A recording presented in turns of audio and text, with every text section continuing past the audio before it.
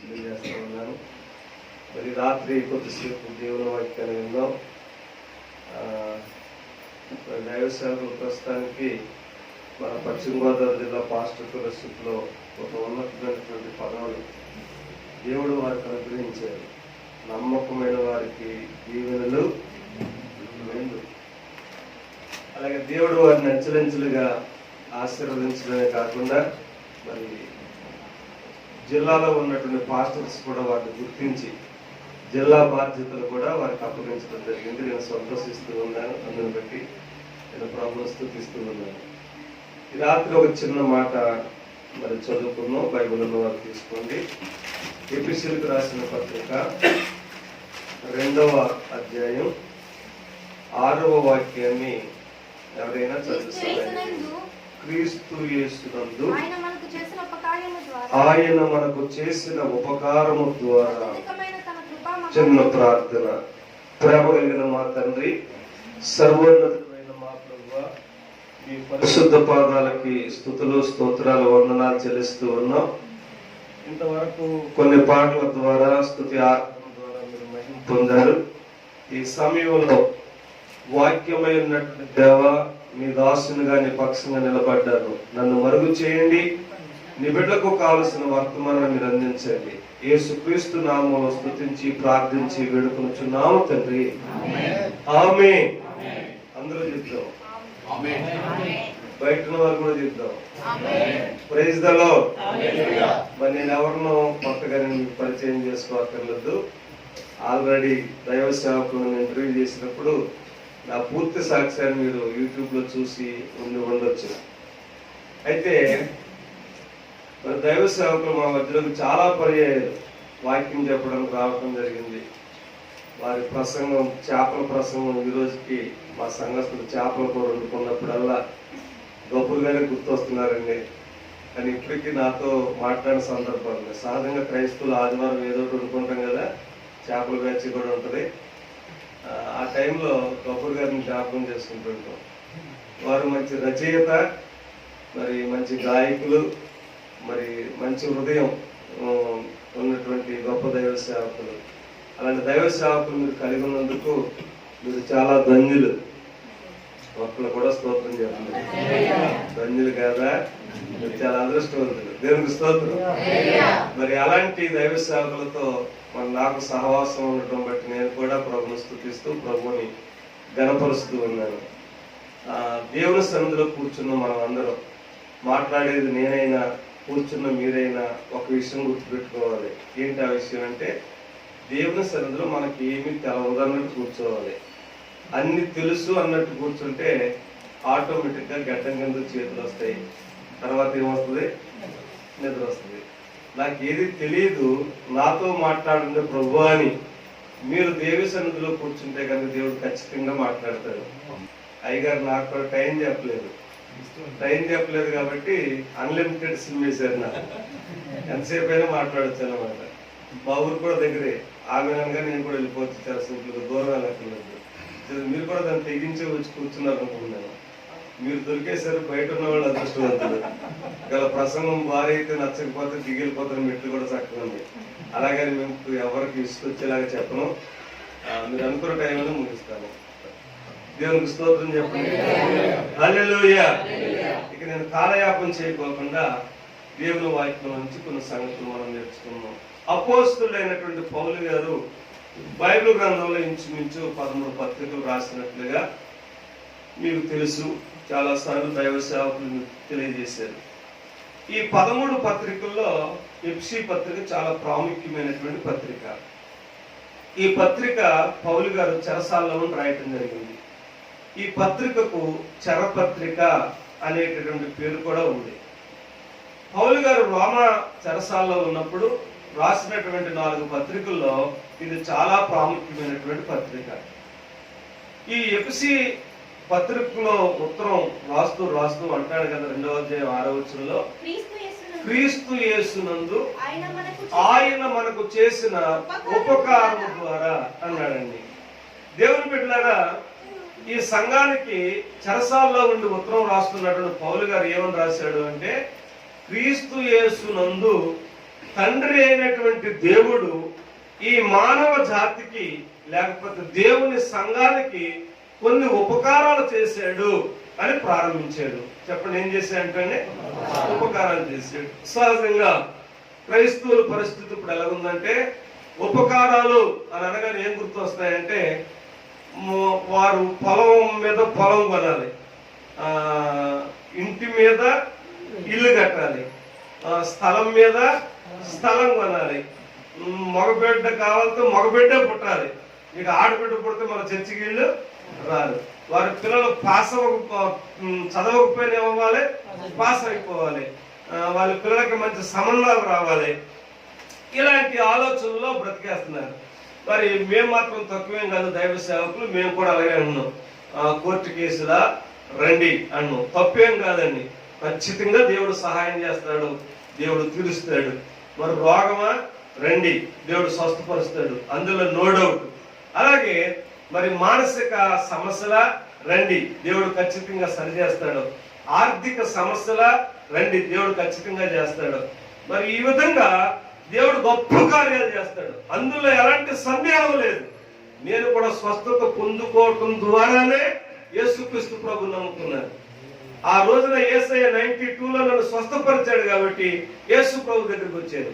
అయితే యేసు ప్రభు దగ్గరికి వచ్చిన తర్వాత నాకు అర్థమైంది ఏంటి అంటే, ఆయన నన్ను స్వస్థపరిచిన దానికంటే ఇంకొక అద్భుతమైనటువంటి ఉపకారం చేశాడు. ఏంటి ఆ ఉపకారం అంటే, నా ఆత్మ నరకానికి వెళ్ళకోకుండా, అగ్నిగుండానికి వెళ్ళకోకుండా నిత్యరాజ్యానికి వెళ్ళేటట్టు నా కోసం రక్తం కార్చి ప్రాణం పెట్టి సమాధి చేయబడి తిరిగి లేచి నాకు రక్షణ భాగ్యం కల్పించాడే. ఇది అసలైనటువంటి ఉపకారం అని తర్వాత గ్రహించడం జరిగింది. అయితే రాత్రికాల సమయంలో పౌలు గారు ఈ సంఘానికి చెప్తున్న మాట ఏంటి అంటే, తండ్రి అయినటువంటి దేవుడు యేసుక్రీస్తు ప్రభు ద్వారా సంఘానికి, లోకానికి కొన్ని ఉపకారాలు చేశాడు. ఏంటి ఆ ఉపకారాలు? అసలు ఈ ఉపకారాల గురించి పౌలు గారు ఎఫెసీ సంఘం గురించి ఎందుకు రాస్తూ ఉన్నాడు, ఎఫెసీ సంఘానికి ఎందుకు రాస్తూ ఉన్నాడు అంటే, ఇప్పుడు మీరు ఎఫెసీ సంఘం గురించి అలాగే ఎఫెసీ పట్టణం గురించి కొంత చరిత్ర మీరు జాగ్రత్తగా వినాలి. ఎఫెసీ పట్టణం గురించి కొన్ని విషయాలు నేను మీతో మాట్లాడతాను. బైబిల్ ఉన్నటువంటి వారు తీసుకోండి. ఈ ఎఫెసీ పట్టణస్తులు లేకపోతే ఎఫెసీ పట్టణం ఉన్నటువంటి సంఘానికి ఈ మాట రాయటానికి గల కారణం ఏంటో అపోస్తుల కార్యాల గ్రంథం 20వ అధ్యాయం తీసుకోండి. అందరూ అపోస్తుల కార్యాల గ్రంథం 20వ అధ్యాయం 35వ వచనం చదువుదాం. 35వ వచనం 20వ అధ్యాయం క్షమించండి 19వ అధ్యాయం 35వ వచనం 19:35. అంతటా కరణము సమూహమును సముదాయించి ఎఫెసీయులారా, ఎఫెసీయుల పట్టణము అర్తెమే మహాదేవికిని ద్విపతి యొద్ద నుండి పడిన మూర్తికిని పాలకురాలై ఉన్నదని తెలియని వాడు ఎవడో. దేవునికి స్తోత్రం చెప్పండి గట్టిగా, హల్లెలూయా. ఈ ఎఫెసీ పట్టణంలో అర్తెమే దేవి అనేటటువంటి ఒక విగ్రహం ఉండేది. అది ప్రపంచ వింతల్లో ఒక వింత. అర్తెమే దేవి అంటే మీకు కొంతమందికి తెలియకపోవచ్చు. ఈ అర్తెమే దేవి అనేటటువంటి దేవతకు ఉన్నటువంటి గ్రీక్ లో మరొక అర్థం ఏంటి అంటే డయానా అంటారండి. డయానా అంటే ఇప్పుడు ఆటోమేటిక్గా చదువుకున్నటువంటి వారికి అందరికి కూడా తెలుసు. ప్రపంచ వింతల్లో ఒక వింతది, ప్రాచీన వింతలు కొన్ని ఉండే ప్రపంచ వింతల్లో. అందులో డయానా అనేది కూడా ఒక వింత. ఎందుకు దానికంత వింత, ఎందుకు దానికంత ప్రాధాన్యత అంటే, ఈ డయానా ఎత్తు 420 అడుగులు ఎత్తు, డయానా వెడల్పు 82 అడుగులు వెడల్పు. అర్థమవుతుంది కదండి? డయానా యొక్క ఎత్తు ఎంత? 420 అడుగుల ఎత్తు. దాని వెడల్పు ఎంత చెప్పాను? 82 అడుగుల వెడల్పు. ప్రపంచ వింతల్లో అదొక వింత. ప్రపంచ వింతల్లో కొన్ని వింతలు ఉన్నాయి మనకు తెలుసు. పక్కనే చైనా దేశంలో చెప్పండి ఏముంది? చైనా గోడ ఉంది కదా, అది కూడా పూర్వం వింతల్లో ఒక వింతగా అది పేరు సంపాదించుకుంది. ఇంకా మనం చెప్పుకుంటూ పోతే మన దేశానికి కూడా ఒక వింత ఉంది, తాజ్ మహల్. అదండి, ఒకవేళ ప్రపంచ దేశాల నుంచి ఎవరైనా మన దేశం వస్తే వాళ్ళు పోతూ పోతూ ఖచ్చితంగా దేని చూసి వెళ్తారు? తాజ్మహల్ చూసి వెళ్తారు. అమెరికా నుంచి ఏ ప్రెసిడెంట్ వచ్చినా, ఆఫ్రికా నుంచి వచ్చినా, ఆస్ట్రేలియా నుంచి వచ్చినా, నార్వే నుంచి వచ్చినా, కొరియా నుంచి వచ్చినా, వాళ్ళు వచ్చినప్పుడు ఖచ్చితంగా మన దేశంలో తాజ్మహల్ చూసి వెళ్తారు. అలాగే ఆసియా మైనర్ ప్రాంతంలో ఉన్నటువంటి ఈ ఎఫ్సి పట్టణానికి ఎవరైనా వెళితే గనక ఖచ్చితంగా వారు ఎంతటి వారైనా సరే ఈ డయానాను చూడకోకుండా పొరపాటు వెనక్కి రారండి. కారణం ఏంటంటే దాని ఎత్తు ఎంత చెప్పాను? 420 అడుగుల ఎత్తు. దాని వెడల్పు ఎంత అని చెప్పాను? 82 అడుగుల వెడల్పు. అలాంటి విగ్రహం ఎక్కడుందంటే ఎఫెసీ పట్టణంలో ఉందండి. ఈ ఎఫెసీ పట్టణంలో పౌలు గారు 3 సంవత్సరాల నుండి సేవ చేశారు. చెప్పండి, ఎన్ని సంవత్సరాలు? 3 సంవత్సరాలు. వాస్తవానికి పౌలు గారు సువార్త ప్రకటించిన దినాల్లో కొరింథీ పట్టణంలో గాని, ఫిలిప్పీ పట్టణంలో గాని, గలతీ పట్టణంలో గాని, కొలసీ పట్టణంలో గాని, లేకపోతే మాసిదోనియాలో గాని ఆయన చేసినటువంటి సేవ చాలా తక్కువ రోజులు, 6 నెలలు, సంవత్సరం ఇలాగే ఉన్నాడండి. కానీ ఒక ఎఫెసీ పట్టణంలోనే పౌలు గారు ఎంతకాలం ఉండిపోయాడంటే 3 సంవత్సరాలు ఉండిపోయాడు. 3 సంవత్సరాలు ఎందుకు ఉండవలసి వచ్చింది? ఆయన కొన్ని పట్టణాల్లో 6 నెలలకి అనేక మంది ప్రభువుని నమ్మారు, కొన్ని పట్టణాల్లో 3 నెలలకి అనేక మంది ప్రభువుని నమ్మారు, కొన్ని పట్టణాల్లో 4 నెలలకే సంఘాలు స్థాపించాడు, కొన్ని పట్టణాల్లో 1 సంవత్సరానికే సంఘాలు స్థాపించాడు. కానీ ఎఫెసీ పట్టణంలో 3 సంవత్సరాలు ఉంటేనే గాని అక్కడ ఏం తయారవ్వలేదంటే సంఘం తయారవ్వలేదు. మీరు అనుకుంటారు సంఘం అంటే చాలా ఈజీ అనుకుంటారండి. 3 సంవత్సరాలు ప్రసవ వేదన పడ్డాడు. 3 సంవత్సరాలు మృగాలతో పోరాడినట్లుగా పోరాడాడు. ప్రార్థనలోను, కన్యలతోను. ప్రతి రోజు కూడా కొంతమంది ఆయన దగ్గరకు వచ్చి కూర్చుంటే వాళ్ళతో తర్కించేవాడు. ఆ తర్కించి యేసుక్రీస్తు ప్రభు దేవుడు అని ఆయన ప్రకటించేవాడు. చూడండి, ఇదే అపోస్తలుల కార్యాల గ్రంథం 19వ అధ్యాయం 26వ వచనం. 19:26. అయితే చేతులతో చేయబడినవి దేవతలు కావని ఈ పౌలు చెప్పి ఎఫెసులో మాత్రము కాదు, దాదాపు ఆసియా అంతటా బహుజనమును ఒప్పించి త్రిప్పి ఉన్న సంగతి మీరు చూచియు వినియు ఉన్నారు. చేతుల పైకెత్తి స్తోత్రం చెప్పండి ఒకసారి, ఇంకా గట్టిగా చెప్పండి. హల్లెలూయా. ఎఫెసీ పట్టణంలో ఆ ప్రాంతంలో పౌలు గారు చేసిన పని ఏంటి అంటే యేసుక్రీస్తు మాత్రమే దేవుడు, ఆయన మాత్రమే రక్షకుడు, ఆయన ద్వారానే నిత్యరాజ్య ప్రవేశం, ఆయన ద్వారానే మోక్షం, ఆయన ద్వారానే వైకుంఠం, ఆయన లేకోకుండా ఇంకా వేరే మార్గం లేదు అనేసి అనేక మందితో తర్కించి ఒప్పించి మొత్తం మీద వాళ్ళందరినీ ఎవరి వైపు త్రిప్పాడంటే యేసుక్రీస్తు వైపు త్రిప్పాడంటండి. చప్పట్లు కొట్టిన సార్ దేవునికి స్తోత్రం. దానికి ఎన్ని సంవత్సరాలు పట్టింది? 3 సంవత్సరాలు పట్టిందండి. 3 సంవత్సరాలు పడితే మీలాగా కొంతమంది సంఘంగా ఏర్పడ్డారు. ఇంతకీ ఎఫెసీ పట్టణంలో పౌలు గారు అన్ని సంవత్సరాలు ఉండి అంత ప్రయాస పడటానికి గల కారణం ఏంటి అంటే ఎఫెసీ పట్టణం గురించి 5 విషయాలు చెప్తాను, జాగ్రత్తగా ఉండండి. ఎన్ని విషయాలు చెప్తాను? 5 విషయాలు. మొట్టమొదటిది ఏంటి అంటే ఎఫెసీ పట్టణంలో విపరీతమైనటువంటి వ్యాపారం జరిగేది. ఏం జరిగేది? వ్యాపారం జరగాలి అంటే ఖచ్చితంగా ఓడవరే ఉండాలి. ఓడవరే ఉంటే గనక ఇతర దేశస్తులు ఆ స్థలానికి వచ్చి వాళ్ళు సరుకు అమ్ముకుంటారు. ఈ దేశంలో దొరికే వాళ్ళు ఏం చేస్తారంటే పట్టుకెళ్ళి అమ్ముకుంటారు. ఆ రోజుల్లో ఈ ట్రైన్ మార్గాలు సరిగా లేవు, ఆ రోజుల్లో ఫ్లైట్లు లేవు, ఆ రోజుల్లో రోడ్డు మార్గాలు కూడా సరిగ్గా లేవు. ఆ రోజుల్లో ఉన్నటువంటి ఏకైక మార్గం ఏది అంటే సముద్రం, ఓడ మార్గమే. అందుచేత ఈ ఎఫెసీ పట్టణంలో వ్యాపారం బాగా జరగటానికి మొట్టమొదటి కారణం ఏంటి అంటే ఎఫెసీ పట్టణంలో మంచి ఓడవరే ఉందండి. ఈ ఎఫెసీ పట్టణం నుండి ఎక్కడికైనా ఈజీగా వెళ్ళొచ్చు. కొరింథీ పట్టణానికి వెళ్ళొచ్చు, గలతీ పట్టణానికి వెళ్ళొచ్చు, కొలసీ పట్టణానికి వెళ్ళొచ్చు, ఏ స్థలానికైనా ఈజీగా వెళ్ళొచ్చు. ప్రపంచ దేశాల నుండి కూడా మనకున్నటువంటి సముద్రాలు ఉన్నాయే, ఆ సముద్రాల నుండి ఈజీగా ఎఫెసీ పట్టణానికి వెళ్ళటానికి చక్కని మార్గాలు ఉన్నాయండి. అందుచేత ఆ స్థలానికి రకరకాల ప్రజలు, అదొక టూరిస్ట్ ప్లేస్ అన్నమాట అండి. రకరకాల ప్రజలు ఆ స్థలానికి వచ్చి ఈ డయానాను దర్శించుకుని, ఈ డయానాకు నమస్కారం చేసి, ఆ డయానాను మొక్కి మేము దేవుని దగ్గరికి వెళ్ళాం అని వాళ్ళు సంతోషపడిపోతుండేవారు.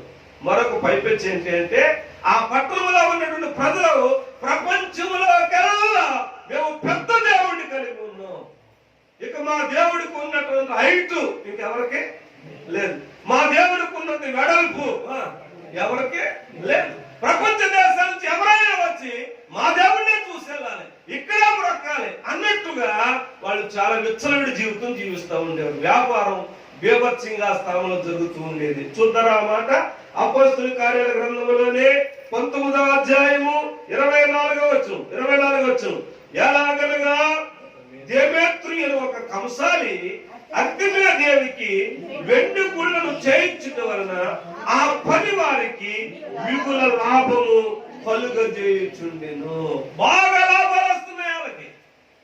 ఏమంటే అగ్నిమయ దేవి పేరున వారు చిన్న చిన్న గుళ్ళు తయారు చేస్తే ఆ పట్టణానికి చూడటం కోసం వచ్చినటువంటి వారు ఆ రంగుల ప్రపంచంలో ఎవరు వెళుతూ ఏం చేసేవారంటే ఒక్కొక్క ఆ వెండి గుళ్ళు కొనుక్కుండి వెళ్ళేవాళ్ళు.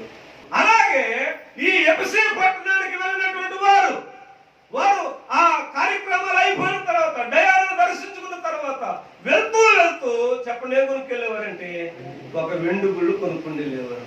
అలాగే వ్యాపారం విపరీతంగా స్థానంలో జరుగుతూ ఉండేది. రెండవది, ఎఫెసీ పట్టణంలో ఉన్నటువంటి మరొక చెడ్డ లక్షణం ఏంటి అంటే, ఆ పట్టణంలో ఉన్నటువంటి స్త్రీలు భయంకరమైన అలంకరణ. మీరు అనొచ్చు, పాస్టర్ గారండి మీరు ఎలా చెప్పగలుగుతున్నారు ఈ మాట? తిమోతికి రాసినటువంటి మొదటి పత్రిక 2వ అధ్యాయంలోనికి మీరు వస్తే గనక ఆ పట్టణం యొక్క పరిస్థితి గురించి పౌలు గారు ఉత్తరం రాసి ఆ ఉత్తరాన్ని తిమోతి చేతికిచ్చి ఎఫెసీ పట్టణానికి పంపించడం జరిగింది. చూడండి, తిమోతికి రాసినటువంటి మొదటి పత్రికలో 2వ అధ్యాయం 9వ వచనం చదవండి. 2వ అధ్యాయం 9వ వచనం. మరియు స్త్రీలను అనుకవయు స్వస్థ బుద్ధియు గలవారయుండి పగుమాత్రపు వస్త్రముల చేతనే గాని జడలతోనైనను బంగారముతోనైనను ముత్యములతోనైనను మిగుల వెలగల వస్తువులతోనైనను అలంకరించుకొనక తగుమాత్రంగా ఉండండి అని పౌలు గారు ఉత్తరం రాయటం జరిగింది. ఈ పత్రిక కూడా చెరసాల్లో ఉండే రాశాడు పౌలు గారు. చెరసాల్లో ఉండి రాసి, అబ్బాయి ఇది ఎఫెసీ పట్టణానికి అందించు. ఎఫెసీ పట్టణంలో ఉన్నటువంటి స్త్రీలు రకరకాల సంస్కృతులు నేర్చుకుంటా ఉన్నారు, రకరకాల పద్ధతులు నేర్చుకుంటా ఉన్నారు. వారు ఉండటం కారణాన్ని బట్టి ఆ స్థలానికి అనేక మంది ప్రజలు వస్తూ ఉన్నప్పుడు వాళ్ళు ఎలాగ బట్టలేసుకున్నారు, వారు ఎలాగ అలంకరించుకున్నారు, వాళ్ళ యొక్క జీవితాలు ఎలాగున్నాయో వీళ్ళు కూడా అలాగే మారిపోతున్నారు. దేవుని పిల్లలకు తగినట్లుగా వాళ్ళ వస్త్రధారణ లేదు, దేవుని పిల్లలకు తగినట్లుగా వారికి అలంకరణ లేదు. అందుచేత విలుగల వస్త్రాలు, విలువ కలిగిన వస్త్రాలు ఏమని ఎక్కువ డబ్బులు పెట్టి ఖర్చు పెట్టి అలాంటి పనులు చేయొద్దాను అనేసి ఉత్తరం రాసి పంపించినట్లుగా దేవుని వాక్యంలో చూస్తూ ఉన్నాం. అత్తిమే దేవి దగ్గర ఉన్నటువంటి, డయానా దగ్గర ఉన్నటువంటి ప్రజలు మొట్టమొదటి వ్యాపారం బాగుంది, రెండోది ఇంకేంటంటే స్త్రీలాగా ఉన్నారు, విపరీతమైనటువంటి అలంకరణ. దేవుని బిడ్డలు అలంకరించుకోవద్దని నేనేం చెప్పటం లేదు, కానీ మనం దేవుని పిల్లలం కాబట్టి తగుమాత్రపు వస్త్రాలు. మా పాస్టర్లు మాత్రం తక్కువ తిన్నారా? మా పాస్టర్లు వస్తున్న సినిమా ఏటరో పాస్టర్ అర్థమవుతులేదు. ఎంత దారుణం అండి!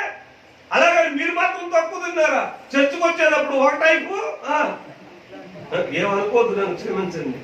చర్చకు వచ్చేటప్పుడు ఒక టైపు, ఫంక్షన్కి వెళ్తే మరో టైపు. మా చర్చలో చాలా సీనియర్ విశ్వాసం ఉంది. సీనియర్ విశ్వాసం. కొడుకు పెళ్లి చేసాం, కాళ్ళు వచ్చింది తర్వాత ఫంక్షన్కి వెళ్తున్నారంట. ఫంక్షన్కి వెళ్తుంటే ఆ కోళ్ళకి అది భక్తి పరురాలు. ఈవిడ సీనియర్ విశ్వాసం, ఈవిడికి భక్తి పరురాలు. ఏమైందో మరి ఈవిడికి భక్తి అందంట. అలాగున్నావేంటి, ఇలా తయారవుందంట. ఆ కోళ్ళు అందంట, అత్తయ్య మనం ప్రభుని నమ్ముకున్నాం కదా, ప్రభుని నమ్ముకున్న వాళ్ళు ఫంక్షన్లోకి వెళ్ళినప్పుడు ఇలాగే వెళ్తే అడుగుతారు, ఏంటి నువ్వు విలువన్నావేంటి అడుగుతారు. అప్పుడు మనం సాక్ష్యం చెప్తే అక్కడ ఎవరో ఒకరు ఏం చేయబడతారు, రక్షించబడతారు. లేదా ఎవరో ఒకరు వాక్యం అంటారు, ఎవరో ఒకరు సాక్ష్యం అంటారు. మనం సాక్షార్థమై ఉండాలి. ఇలాగ మార్చకూడదు కదా అత్తయ్య అందంటండి. అప్పుడు అందరికీ పిచ్చిదాన నిన్న కాకపోని వచ్చాం. నేను ఎప్పటి నుంచో సియోన్ కుమార్ గారి సేవకు రానప్పటి నుంచి నేను విశ్వాసని. మనం చర్చికి వెళ్ళేటప్పుడు ఒకలాగా ఉండాలి, ఫంక్షన్కి వెళ్ళేటప్పుడు ఒకలాగా ఉండాలని చెప్పింది. అప్పుడు పాలు వచ్చి నాతో చెప్పింది, నేను మీ అత్తగారిని ఎక్కడ అడగనమ్మా, ఎక్కడ 10 మంది ఉంటే అక్కడ చెప్తానమ్మా, ఏం కంగారు పడతాను. అప్పటి నుంచి చెప్తానే ఉన్నాను. దేవుని స్తోత్రం. ఆవిడని బట్టి మిగతా వాళ్ళకైనా ఏం కలగాలి? జ్ఞానోదయం కలగాలి. దేవుని బిడ్డలారా, మనము దేవుని పిల్లలం కనుక దేవునికి తగినట్లుగానే ఉండాలి. పొరపాటును కూడా అక్కడికి వెళ్తే ఒకలా, ఎక్కడికి వెళ్తే ఒకలా ఉండకూడదు. మా చర్చిలో ఒక సహోదరు ఉంది, ఆవిడ చౌదరీస్ కుటుంబానికి సంబంధించిన ఆవిడ. ఎప్పుడైనా మీ దగ్గర సాక్ష్యాన్ని పంపిస్తాను, ఖచ్చితంగా అయ్యగారి అనుమతిస్తే పంపిస్తాను. ఆవిడ చచ్చిపోవలసిన ఆవిడ దేవుడు స్వస్థపరిచాడు. దెయ్యాలు పట్టేసుకునే కాసేపుడు చచ్చిపోద్దానంగా ఫోన్లో చిన్న ప్రార్థన చేస్తే స్వస్థత పొందింది. ఆ స్వస్థత పొందినటువంటి ఆవిడ ఆ ఇంట్లో అన్నారు, ఏమన్నారంటే, నా కూతురు స్వస్థత పొందితే యేసుబాబుకే. కష్టంగా అలాగుంటది కదా మనకి, చర్చిలోనే వదిలేస్తాం, అయ్యగారి దగ్గర వదిలేస్తాం అన్నారండి. దేవుని దగ్గర మా ఇంట్లో పెట్టుకుని 10 రోజులు ఆవిడ్ని ప్రార్థనలు చేసి భోజనం పెట్టి ఆవిడ బట్టలు పాస్టర్ గారు ఉదికి ఇన్ని పరిచర్యలు చేస్తే దేవుని మహాకృప, ఆవిడ స్వస్థత పొందింది, ఆరోగ్యవంతురాలు అయిపోయింది. చచ్చిపోతున్నాడు, బ్రతికేసింది. ఇంచుమించు చాలా లక్షల రూపాయలు అప్పు అయిపోతే అప్పులన్నీ తీరిపోయిన తర్వాత వాళ్ళ నాన్నగారు, వాళ్ళ అక్క, వాళ్ళ అమ్మ, వాళ్ళ భర్త అన్నారంట, నువ్వు బొత్తిగా చీపిగా లేబర్ దానిలాగా ఇలా మధ్యలో కూర్చుంటే మాకు అది లాగుంటుంది. ఎలా ఉంటుందంట? అది లాగుంటుందంట. మరి చచ్చిపోయేటప్పుడు అలా లేదే.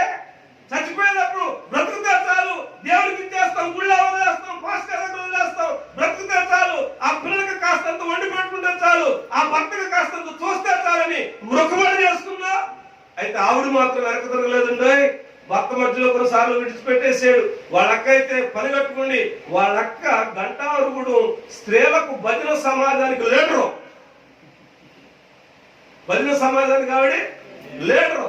ఆవిడందంట, చిచ్చి నీ గురించి నా పరుగు పోతుంది అందంటుంది. ఈవిడందంట, నేనే తప్పు చేశానా, దొంగతనం చేశానా, వ్యభిచారం చేశానా, మొగలతో మాట్లాడానా, ఎవరింటిగానే ఎవరి సంవత్సరం పాటు చేశానా, నేను ఏం చేయట్లేదే. నేను చేసేదాన్ని ఏంటి అంటే చర్చికి వెళ్తున్నాను, వాక్యం విన్నాను, నేను విన్నటువంటి వాక్యం ఇంటింటికి చెప్తున్నాను. ఇంటింటికి ఎలా చెప్తా చెప్పంటారా?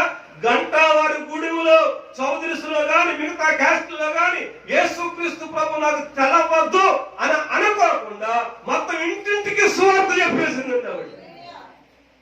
ఆవిడ ద్వారానే చాలా మంది మా మందిరానికి రావటం జరిగిందండి. సరే, ఇంతకీ ఆవిడ సాక్ష్యం ఏంటి అంటే బాగుపడింది. బాగుపడిన తర్వాత ఆవిడ జీవితంలో అద్భుతం జరిగింది. తన యొక్క జీవితం యొక్క పరిస్థితి ఏంటి అంటే, అందరినీ ఎదిరించింది. యేసుక్రీస్తు ప్రభు ఉంటే నాకు చాలు, ఆయన నన్ను బాగు చేశాడు, ఆయన నన్ను స్వస్థపరిచాడు, ఆయన కోసం జీవిస్తాను అనేసి దేవుని కోసం రోషం కలిగి నిలబడింది. అద్భుతం ఏంటంటే, భర్త రక్షించబడ్డాడు, కొడుకు రక్షించబడ్డాడు, ఏమండి ఇంకా తన బంధువులు కొంతమంది రక్షించబడ్డారు. ఇప్పుడు వాళ్ళందరినీ ఎక్కడ మందిరానికి తీసుకొస్తుంది. ఎందుకు ఇంతమంది రక్షించబడ్డారంటే, గ్రామంలో ఎవరైనా ఫంక్షన్ పిలిస్తే వాళ్ళ చౌదరిసు బైబిల్ చేతితో పట్టుకు వెళ్ళిపోద్ది. బైబిల్ చేతితో పట్టుకు వెళ్ళిపోద్ది. వాళ్ళందరూ అంటారు, ఇదైతే ఇలాగైపోయేంటి బొత్తుగాను, ఈ బైబిల్ ఏంటి బొత్తుగాను, వచ్చిందని ఫంక్షన్ వచ్చినట్టుంటది, బైబిల్ ఏంటి కూడా మోసం అంటుంటే ముసులు మెల్లగొట్టుకుంటారా? నీ భక్తు ఉండొచ్చు, ఆదివారం వెళ్ళేసి కానుకుండు, మన జాతికే మన కులానికే చెడ్డపేరు తీసుకొచ్చేస్తున్నారు ఎవరంటండి. అప్పుడు ఆవిడ అనేదంట, ఈ బైబిలే నన్ను బ్రతికించింది, ఈ బైబిలే నన్ను బ్రతికించింది. చావు బ్రతుకుల్లో ఉన్నప్పుడు మా పాస్టర్ గారు ప్రార్థన చేశారు. మా పాస్టర్ సిఎల్ కుమార్ గారు, మా చర్చి ఫలానా చోట ఉంది, మీకు కూడా ప్రాబ్లమ్స్ ఉంటే రండి. పైపెచ్చి మళ్ళా ఈ అక్షంతలో వేసేటప్పుడు కూడా బైబిల్ పట్టుకుంటూ దిగేటండి. దిగుతారు అందరూ ఎవరంట, మరి బైబిల్ పట్టుకుంటే వచ్చేస్తున్నాం అందులో ఎవరెవరు అంటారంటే, అనుకునేవాళ్ళు అనుకుంటారు, నమ్మేవాళ్ళు నమ్ముతారు అనేసి అంత డేరిగా, అంత ధైర్యంగా దేవుని కోసం నిలబడింది. ఆవిడ ద్వారా కొన్ని ఆత్మలు రక్షించబడ్డాయి. ఎక్కడికి వెళ్ళినా మనం ఎలా ఉండాలంటే, దేవుని పిల్లలుగానే ఉండాలి. ఓసర వెళ్ళిలాగా మనం ఏం చేయకూడదు, మార్చకూడదు. స్తోత్రం చెప్పండి గట్టిగా. నన్నంతగానో ప్రేమించెను నన్నెంతగానో కరుణించెను, నన్నెంతగానో ప్రేమించెను, నన్నెంతగానో కరుణించెను నా యేసుడు. నా పాపము నా శాపము తొలగించెను, నన్ను కరుణించెను. నా యేసుడు నా పాపము నా శాపము తొలగించెను, నన్ను కరుణించెను, నన్నెంతగానో ప్రేమించెను, నన్నెంతగానో కరుణించెను. ఇప్పుడు ఈ ఎఫెసీ పట్టణంలో ఉన్నటువంటి మొట్టమొదటిది ఏంటి అంటే వ్యాపారం బాగా జరిగేది. రెండవది ఏంటి అంటే ఆ పట్టణంలో విపరీతమైనటువంటి అలంకరించుకునేవాళ్ళు స్త్రీలు. మూడవది ఏంటి అంటే ఆ పట్టణంలో మాంత్రిక విద్య అభ్యసించిన వారు ఉన్నారండి. ఏం అభ్యసించారు? మాంత్రిక విద్య. చూడండి, అపోస్తలుల కార్యాల గ్రంథంలోనే 19వ అధ్యాయంలో ఏమండి 19వ వచనం చదువుదాం. 19వ వచనం. మరియు మాంత్రిక విద్య అభ్యసించిన వారు అనేకులు తమ పుస్తకములు తెచ్చి అందరి ఎదుట కాల్చివేసింది. పౌలు గారు 3 సంవత్సరాలు సువార్త చెప్పగా అక్కడ జరిగినటువంటి కార్యం ఏంటి అంటే అక్కడ ప్రతి ఇంటిలో మాంత్రిక విద్యలు అభ్యసించినటువంటి మాంత్రికులు ఎక్కువ ఉండేవారంటండి. ప్రతి చిన్నదానికి అయిన దానికి కానిదానికి అలాంటి పనులకు వెళ్తుండవు. జ్వరం వచ్చింది అనుకోండి, ఎక్కడికి వెళ్ళాలి మనం? మాంత్రికుల దగ్గరికి. ఎక్కడికి వెళ్ళాలి? ప్రఖ్యాత గోప వైద్యులను గోర్నుడు చూసారా? ప్రఖ్యాత గోపవైద్యుల దగ్గర ఇంటికెళ్ళాలి. అసలు మనం గోపాలకి కంటే మన దేవుడు గొప్పవాడు కదా, అవునా కదా? అది నీ నమ్మకం అంతే. అందులో పెట్టేది ఏముండదు, దాని ద్వారా నీకు ప్రయోజనం ఏమీ కాదు. కానీ గత దినాల్లో అజ్ఞానిగా మన వాళ్ళు ఏం చేసేవారంటే కింద పడిపోయాడు అనుకోండి, పైకి లేపి మళ్ళీ 2 సరిసి చేసేవాడు. మీరు పైకి లేపి మళ్ళీ 2 ఇప్పులు సరిసి అక్కడ ఉన్నటువంటి మట్టి తీసి బొట్టెట్టి అదేంటో మరి తెలిసేది కాదు. దిచ్చ తగలకూడదంట. మరొకమంది ఏం చేసేవారంటే జ్వరం వచ్చిందన్నా నొప్పి వచ్చిందన్నా ఆ దగ్గరికి వెళ్ళి విభూతి తెమ్మంటే ఆ విభూతి పెట్టేవారు, లేకపోతే ఏదో ఆ చేతులకు కట్టేవారు, ఏదో కట్టేవారు. ఇలాగా ఈ మాంత్రికులు చాలా మంది ప్రజలను మోసం చేస్తూ వచ్చారండి. కొంతమంది రంగురాళ్ళు పిచ్చి రంగురాలు పెట్టుకుంటే ఆస్తులు కలిసి వస్తాయని, కోర్టు కేసులు గెలుస్తామని, ఎవరిని పిల్లలు పుడతారని ఆర్పించాలి. కొంతమంది క్రైస్తవుల ఇండు కూడా ఇంకో జ్యోతిష్యాలకు వెళ్ళేవాళ్ళు లేకపోలేదు, క్రైస్తవుల ఇండు కూడా ముహూర్తాలు చూసేవాళ్ళు లేకపోలేదు, క్రైస్తవుల ఇండు కూడా మంచి చెడ్డ చూసేవాళ్ళు లేకపోలేదు, క్రైస్తవుల ఇండు కూడా ఎదురులు చూసేవాళ్ళు లేకపోలేదు. కానీ రాత్రి దేవుని వాక్యం ఉంటున్న దేవుని బిడ్డారా, ఇవన్నీ మనం విడిచిపెట్టుకుందుము గాక. చెప్పండి గట్టిగా. దేవుని బిడ్డారమ్మా, అమ్మనే ఫస్ట్ పాలు పెట్టమని. నేనే నాశనం అయిపోలేదే, డైలీ విధవరాలు ఎదురు వస్తాను. నా కారు బాగానే వస్తుంది, బాగానే వస్తుంది. కనుక మాంత్రిక విద్య అభ్యసించేవారు ఆ రోజుల్లో ఎఫెసీ పట్టణంలో కోకొల్లుగా ఉండేవారు. అయితే పౌలు గారు 3 సంవత్సరాల సువార్త చెప్పగా వాళ్ళకి అర్థమైంది ఏంటంటే మన మంత్రాల కంటే, మనం ఆరాధిస్తున్న వారి కంటే, లేకపోతే మన భూతాల కంటే యేసు క్రీస్తు ప్రభు దేవుడు సర్వశక్తి గల దేవుడు అని అర్థమైపోయింది. కాబట్టి ఆ పుస్తకాలన్నీ కాల్చి పడేశారు. అప్పుడు బట్టి ప్రభు మొత్తం కాల్చి పడేశారండి. అర్థమవుతుందా? ఇంతవరకు ఎన్ని విషయాలు చెప్పాను? 3 విషయాలు చెప్పాను. మొట్టమొదటిది ఏంటి? వ్యాపారం. రెండవది ఏంటి? అలంకరణ. మూడవది ఏంటి? మాంత్రిక విద్య. నాలుగవది ఏంటి అంటే ఆ పట్టణంలో ఉన్నటువంటి మరొక భయంకరమైనటువంటి పరిస్థితి, నాటకశాల ఉంది అక్కడ. నాటకశాల అంటే ఇప్పుడు మనం చూస్తున్నటువంటి సినిమాలు గాని, ఇప్పుడు మనం చూస్తున్నటువంటి టీవీ ప్రోగ్రాలు గాని, ఇవన్నీ రాకముందు సినిమాల వరకు థియేటర్గా చూసేవాళ్ళం. అవి లేకముందు మోగ సినిమాలు ఉండే, మోగ సినిమాలకు ముందు తోలుబొమ్మలాటలు ఉండే, తోలుబొమ్మలాటలకు ముందు నాటకాలు ఉండే, పౌరాణికం, తర్వాత సాంఘిక నాటకాలు వచ్చినాయి. వీటన్నిటికీ పుట్టునిల్లేది అంటే ఎఫెసీ పట్టణం. నేను చెప్పేవి అబద్ధాలు కాదు, చరిత్ర చెప్తున్నాను నేను. మీకు కాదు గూగుల్లోకి వెళ్ళి వెతుక్కున్నా నేను చెప్పే విషయాలు మీకు అర్థమవుతాయండి. ఇవి కాదు అంటానికి ఎవడో సరిపోడు. ఇవి కట్టుకథలు కాదు, బైబిల్లో ఏదో కవ్వించి అల్లించి రాసేసి నేనేం చెప్తలేదని మీకు. నాటకశాల ఉంది అక్కడ ఉన్నటువంటి నాటకశాల ప్రపంచంలో ఇంకెక్కడ ప్రతిరోజు నాటకమే. ప్రతిరోజు ఏంటి? నాటకమే. ప్రతిరోజు ఏదొక డ్రామా. ప్రతిరోజు ఆ స్థలంలో అలంకరించుకున్న స్త్రీలని డయానా చూడటం, దర్శించుకోవటం, ఏమండి ఆ స్థలంలో ఆ తిరునాళ్ళ తిరగటం, తిరునాళ్ళ చుట్టూ అలాగే తిరుగునట్లుగా ఆనాటి ప్రజలు వారి మార్గాల గుండా వచ్చిన వాళ్ళేమి, చుట్టుపక్కల ఉన్నటువంటి వాళ్ళేమి, ఆ పట్టణంలో ఉన్న వాళ్ళేమి, వీళ్ళందరూ కూడా ప్రతిరోజు ఏదో ఒక నాటకం చూసేవారు. అక్కడ నాటకశాల ఉందండి. అక్కడ తెల్లవారు ఏదో ఒక నాటకం, రంగుల ప్రపంచం, లైట్లు ఎప్పుడు వెలుగుతూనే ఉంటాయి. ఆ పట్టణం పురాతనమైన పట్టణం అండి. అలాంటి భయంకరమైనటువంటి ఆ వినోదం, ఆ నాటకాలు అక్కడ ప్రదర్శిస్తూ ఉండేవారండి. 4 విషయాలు చెప్పాను. 5వది ఏంటంటే దేవదాసి వ్యవస్థ ఉండేదండి అక్కడ. ఈ దేవదాసి వ్యవస్థ అర్థం ఏంటంటే వివాహం చేసుకోకుండా కన్యకలుగా ఉండి 1000 మంది లైసెన్స్ పొందినటువంటి కన్యకలు ఆ గుడికి ఉండేవారు. ఏ గుడికి? డయానా.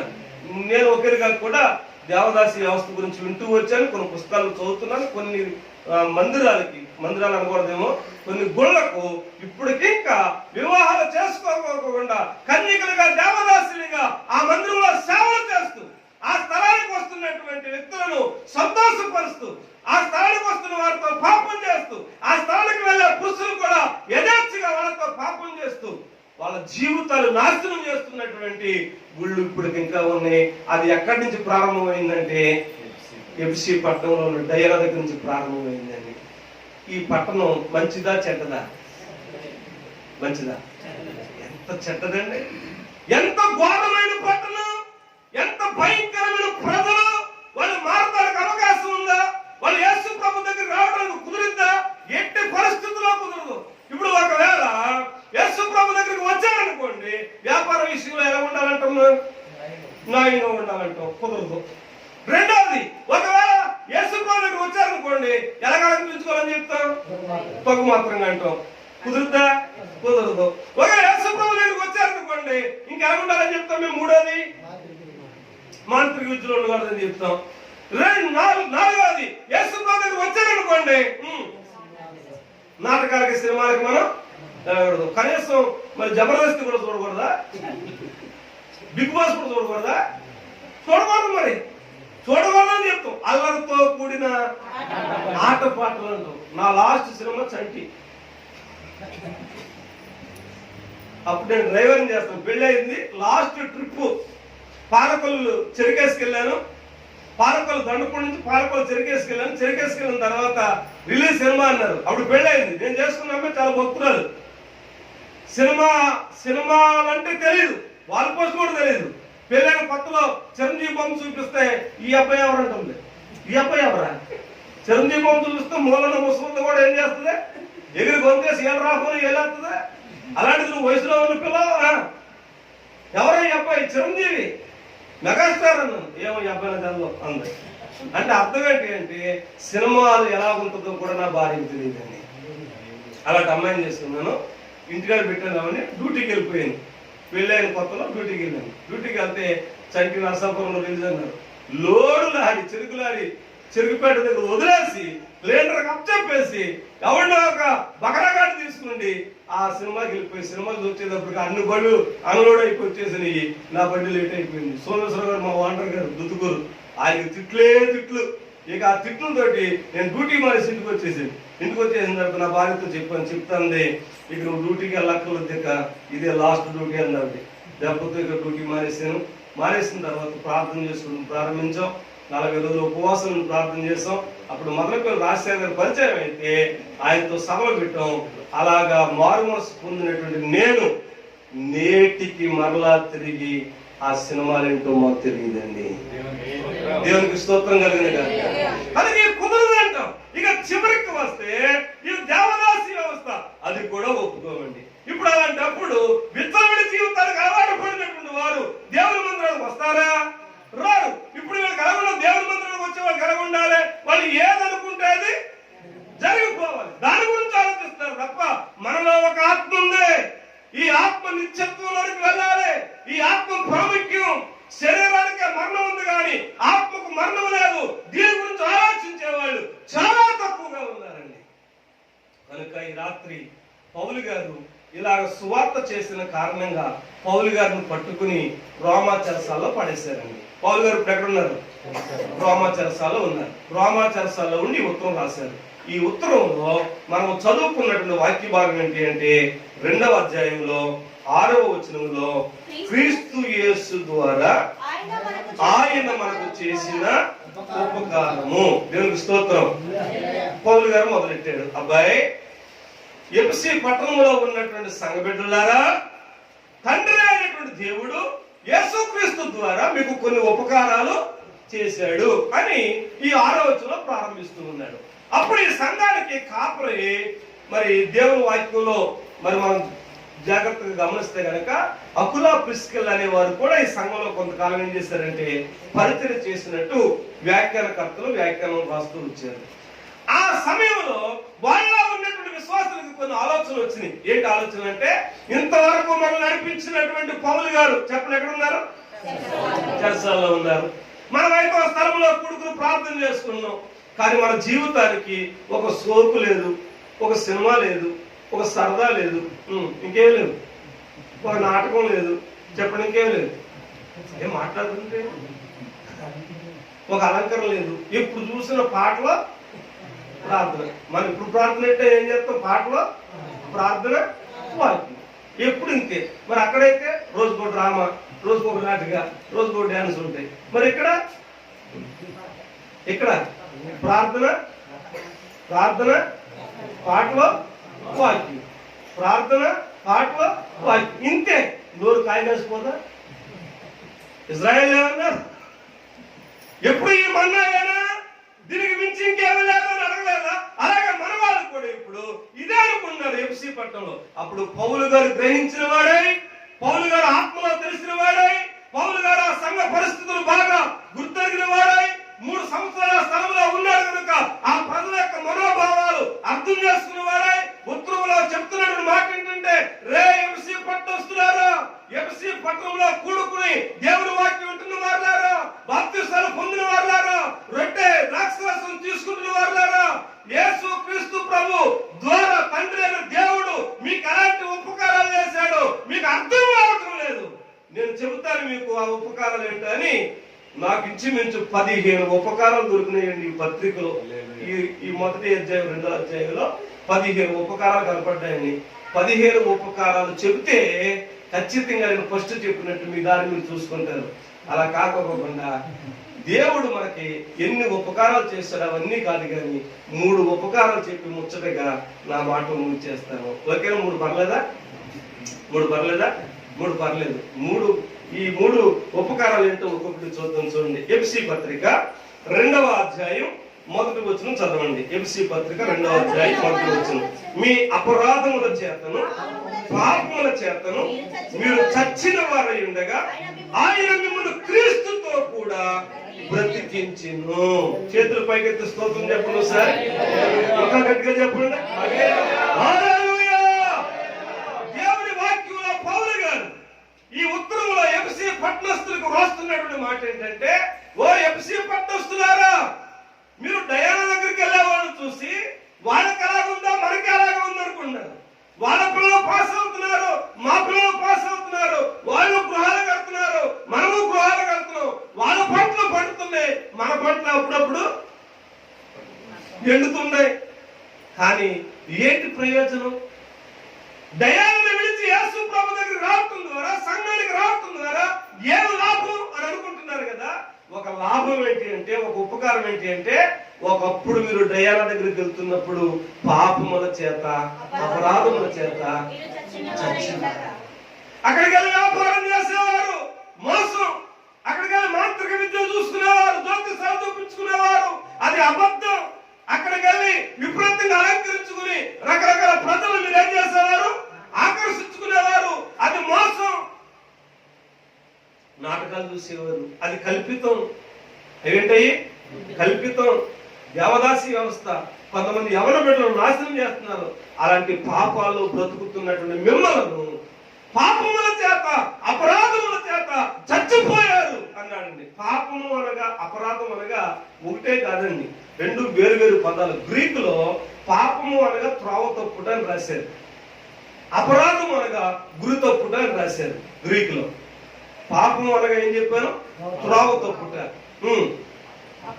అపరాధం అనగా గురి తప్పుట. గ్రీక్ లో ఆ మాటలకు అలాంటి అర్థాలు రాశారు. అనగా దానికి అర్థం ఏంటి అంటే, ఆ డయానా దగ్గర ఉన్నటువంటి వారందరూ కూడా చెప్పని ఏం చేశారు?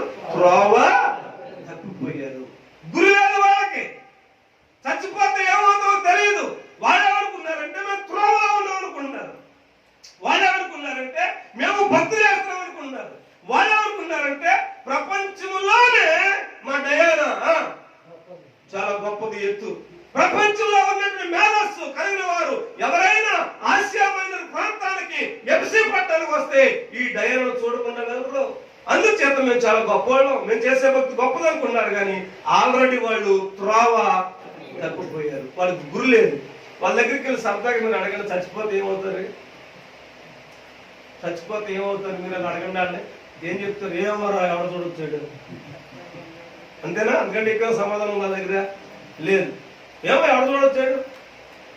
మట్టి మట్టిలోకి వెళ్ళిపోతుంది, గాలి గాలిలో కలిసిపోతుంటాడు. మురుగుడు గాలి ఎక్కడ కలిసిపోతుందంట? గాలి కలిసిపోతుంటారు. మరి గాలి కలిసిపోతాడు, పంపేడు కొట్టండి, వాళ్ళ గాలితో ఎగుతాడు. గాలి కాదు అది, అది గాలి కాదు. మనలో ఒక ఆత్మ ఉంది. ఆ ఆత్మ ఎవరిచ్చారు? దేవుడు ఇచ్చాడు. మళ్ళీ ఆత్మ ఎక్కడికి వెళ్ళాలి? దేవుని దగ్గరికి వెళ్ళాలి. దేవుని దగ్గరికి వెళ్ళాలంటే మనం ఎక్కడి నుంచి వచ్చాం అక్కడికి వెళ్ళాలంటే, ఎక్కడి నుంచి వచ్చాడో ఆయనే మళ్ళా మనం అక్కడికే తీసుకెళ్ళాలి. వేరే వ్యక్తి మనం అక్కడికి తీసుకుని వెళ్ళలేడు. దేవుని స్తోత్రం. అపరాధముల చేత పాపముల చేత చచ్చిపోయినటువంటి అనేక మంది ప్రజలను ఆయన ఏం చేసుకుంటూ వచ్చాడంటే బ్రతికించాడు. క్రీస్తులో, క్రీస్తు ద్వారా ఆయన మనం ఏం చేయబడ్డాం? బ్రతికించబడ్డాం. Praise the lord. ముంబై పట్టణంలో జరిగిన సంఘటన దైవ సేవకులు జెర్మీయా గారు చెప్పగా నేను విన్నాను. ఆ విషయాన్ని ఒక్క విషయం చెప్పి ఇంకా ముందుకు వెళ్తానండి. ఒక ఆటో డ్రైవర్ ఉన్నాడంట, తన భార్య, ఇద్దరు పిల్లలండి, చాలా సంతోషంగా బ్రతుకుతున్నారంటండి. ఇలాపు ఆటో డ్రైవర్ కి హార్ట్ ప్రాబ్లం, చచ్చిపోయాడంటండి. చచ్చిపోతే భార్య చిన్నపిల్లలతో చాలా ఇబ్బంది పడుతూ, చాలా వేదన చెందుతూ, తినడానికి తిండి లేక, ఏమైనా ఇంటి కట్టుకోలేక, పిల్లలను పోషించుకోలేక, చదివించుకోలేక చాలా కష్టాలు పడుతుందంటండి. ఆ ఇంటి పక్కన ఉన్న వాళ్ళు అన్నారంట, ఎందుకు ఎంతకాలం ఇబ్బందులు పడతావు? ఇంట్లో ఖాళీ చేసేయమంటున్నారు. మరి నీ పిల్లలు మరి చదువుకుంటాక ఇబ్బంది పడుతున్నారు, వాళ్ళకి పట్టిన మెతుకులు పెట్టలేకపోతా ఉన్నావు. మేము నీకు ఒక ఆలోచన చెప్తాం, చేస్తామనేసి ఆ అమ్మాయిని అడిగి ఒక తప్పుడు మార్గంలో నడిపించడం కోసం ప్రయత్నం చేశారంట. ఆ అమ్మాయి అందంట, నాకు వయసు ఉంది, అందం ఉంది, నా భర్త అయితే చచ్చిపోయాడు, నేను అలా ఒళ్ళమ్ముకుని బ్రతకవలసిన అవసరం నాకు లేదు, నన్ను ఇలాగ ఎప్పుడు మీరు అనొద్దు అనేసి ఖండితంగా చెప్పిందంట. కానీ కొద్ది రోజులకి పరిస్థితులు ఇంకా తారుమారైపోయి ఇంట్లోంచి బయటికి గంటేస్తారు. అద్దెళ్ళు ఎవరికి ఏం చేయాలి అర్థం కాక పిల్లలు ఆకలితో తట్టుకోలేక ఏడుస్తూ ఉంటే ఒక రోజు ఏది చేయకూడదనుకుందో ఆ చెడ్డ పని చేయడానికి తను ఒళ్ళమ్మేసుకుందండి. ఒళ్ళమ్మేసుకుని సాయంత్రం వెళ్ళిపోయేది, తెల్లారగట్లు వస్తూ ఉండేదంటే. అలా రోజులు జరుగుతూ ఉన్నాయి. ఏదో పిల్లలు అలాగా చదువుతూ ఉన్నారు. అయితే ఒక రోజు ఇంటి పక్కన ఒక క్రైస్తవురాలు ఉందంటండి. ఆ క్రైస్తవురాలు ఈవిడ ఒక రోజు నీరసంగా ఉండటం చూసి, బలహీనంగా ఉండటం చూసి మాట్లాడుతుంది, అమ్మా నువ్వు ఎక్కడికి వెళ్తున్నావో, ఎప్పుడు వస్తున్నావో ఇవేమీ నాకు అనవసరం, నేను అడగను, కానీ ఒక్కడ మాత్రం చెప్తున్నాను, నీవు ఈ మధ్యలో బాగుంటలేదు, ఎందుకో విచారంగా ఉన్నావు, బెంగగా ఉన్నావు, నాతో పాటు చర్చికి రా. చర్చికి వస్తే మీ కుటుంబాలే బాగుపడిపోతాయని చెప్తలేదు, లేకపోతే మీ అప్పులన్నీ తీరిపోతాయని చెప్తలేదు, ఇల్లు చేస్తాయని చెప్తలేదు, కానీ నువ్వు చర్చికి రావడం ద్వారా మనశ్శాంతి దొరికిద్ది అని చెప్పిందంటే. చెప్తే ఒక రోజు నేను రాను, మాకు దేవుళ్ళు ఉన్నారు, మాకు దేవతలు ఉన్నారు, మాకు అవన్నీ ఇవన్నీ వ్రతాలున్నాయి, పూజలున్నాయి, పురస్కారం అని చెప్పిందంటే. అయితే మొత్తం మీద ఒక రోజున ఆవిడకి ఎందుకో మరలా చెప్పగా చెప్పగా చెప్పగా చెప్పగా, ఒకసారి చెప్పడం కాదు చాలా సార్లు చెప్పిందంటండి. చెప్పగా చెప్పగా మొత్తం మీద ఒక శనివారం వచ్చి అందంట, అమ్మ రేపు ఆదివారం చర్చకు వస్తానని తీసుకెళ్ళందంటండి. ఇలాంటప్పుడు కూడా చెప్పడం కొట్టరు మీరు. ఇంకా ఇంకా మొత్తం మీద వస్తానని చెప్పిందంట. తెల్లారి పొద్దున్నే ఆ సిస్టర్ రెడీ చేసుకుంది, చర్చి తీసిపోయింది, చర్చిలో పాటలు వింటుంది. ఎందుకో మనశ్శాంతి కల్పించిందంట. దైవ సేవకుడు వాక్యం చెప్తా ఉన్నాడు, వాక్యం చెప్తా ఉంటే తను కనిపిస్తా ఉందంట, ఎవరో తనతో మాట్లాడుతున్నట్టు అనిపించిందంట. ముగింపులో దైవ సేవకుడు వాక్యం చెప్తూ అన్నాడంట, వివాహం అన్ని విషయాల్లో ఘనమైనది, వాంపు నిష్కర్మైనదిగా ఉండాలి. వేసులకు దేవుడు ఏం చేయబోతున్నాడంటే తీర్పు తీర్చబోతున్నాడని మాట చెప్పాడంట. ఈ మాట చెప్పేటప్పటికి ఆవిడకి అనిపించింది, నా గురించి ఇంకెవరు చెప్పారు అని కుమిలి ఎక్కి ఎడుతుందంటండి. ఈలోపు దైవ సేవకుడు క్లోజ్ చేసుకుని గదిలోకి వెళ్ళిపోయాడు. ఇంకా ఏడుస్తూనే ఉంది. తీసుకెళ్ళినటువంటి ఆవిడ వచ్చి, అమ్మ ప్రార్థన అయిపోయింది, వెళ్ళవు రా ఉంది. లేదు నేను రాను, ఇప్పుడు నాతో ఎవరు మాట్లాడు, దేవుడే మాట్లాడాడు కదా, ఇప్పుడు ఆ విధంగా మాట్లాడటానికి కారణం ఎవరు, మరి పాస్టర్ గారే కదా, పాస్టర్ గారితో నేను కాసేపు మాట్లాడాలి అని చెప్తే పాస్టర్ గారు పర్మిషన్ అడిగితే పాస్టర్ గారు పర్మిషన్ ఇచ్చారు.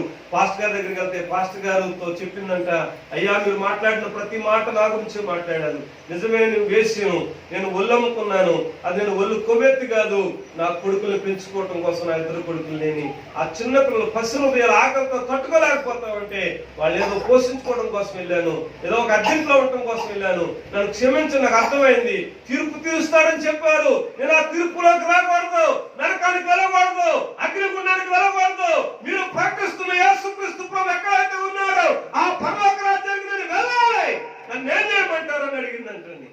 వెంటనే దైవ సేవకుడు చెప్పాడంటే, పాపం విడిచిపెట్టేయి, అపరాధం విడిచిపెట్టేయి, ఆ త్రోవ తప్పినటువంటి తనాన్ని విడిచిపెట్టి, ఆ గురు తప్పిన తనాన్ని విడిచిపెట్టేయి అని చెప్పినప్పుడు ఆవిడ మనస్ఫూర్తిగా చెప్పిందంట, అయ్యా ఈ రాత్రి నుంచి నేను వెళ్ళటం మానేస్తున్నాను, ఈ రాత్రి నుంచి నేను వెళ్ళను అని అన్నంట. అయ్యా నా పిల్లలు ఎలా పోషించుకోవడం, ఏదైనా మార్గం చెప్పండి అన్నట్టు. అప్పుడు దైవ సేవకుడు చెప్పంట, పాసి పని చేసేనా నీకు అనిపించుకుంది, చెడ్డ పని మాత్రం చేయదు.